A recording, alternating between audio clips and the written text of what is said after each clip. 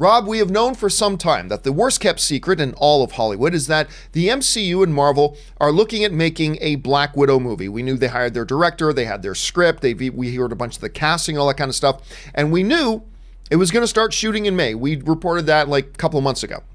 Well, apparently, the movie has started shooting now. The shoot is now underway, and apparently they began shooting in Norway. And their working title, remember, this probably is not the title of the movie, but the working title of the movie is Black Widow Blue Bayou. Now, I don't know if there's any meaning to that at all whatsoever or anything like that, but here you have it. Black Widow's in production, which kind of reaffirms the guesses that we had, Rob, that Black Widow was going to be probably the next MCU movie to come in theaters following Spider-Man Far From Home. So that's probably that first release date that Marvel has secured in 2020. Of course, they've got a number of 2020 dates. The first one's probably going to be Black Widow. Rob, coming out of Endgame, which is at some point, it's taken longer than expected, but at some point, it's going to become the number one worldwide movie of all time. It's going to be the number 2 domestic box office movie of all time, probably for a long time. It's going to be a while before it even gets caught for number 2. What do you think about the move of going to a Black Widow movie, particularly coming out of Endgame? Is it the wisest thing to do a prequel movie with a character that is now gone? Do you think that was the smartest thing for them to do at this point? I think it's great. I think it's great because you're coming on the heels of Captain Marvel, which made $1 billion.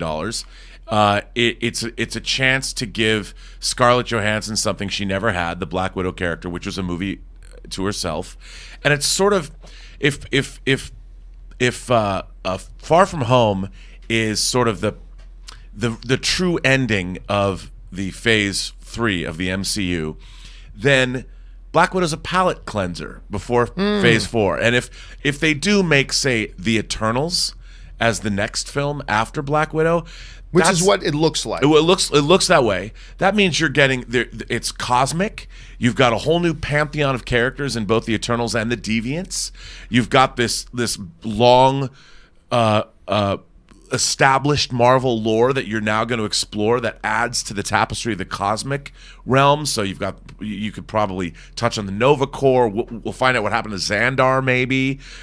Is Glenn Close still alive? Adam Warlock, the Guardians. I mean, it helps us move into Phase 4 and open up the MCU, which I think is great. And we get it by remembering. It's sort of a nice remembrance of a character that didn't get a funeral.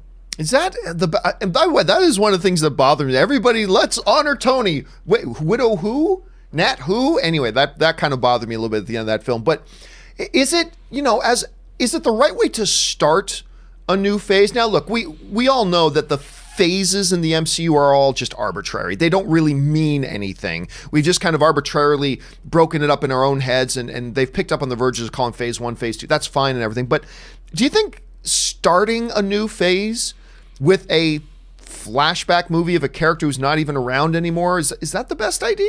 Well, I don't think it starts a new phase. I think it's putting a period.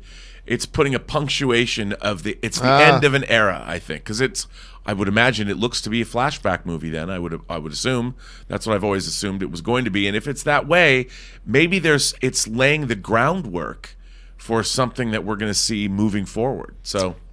All right. Well, listen, guys, what do you think about that? Black Widow is now shooting. Do you think it's a smart idea to be technically the first film in the new phase? Do you see it more as like a period of punctuation, as Robert's saying it? Jump down in the comments section or on Twitter and let us know your thoughts.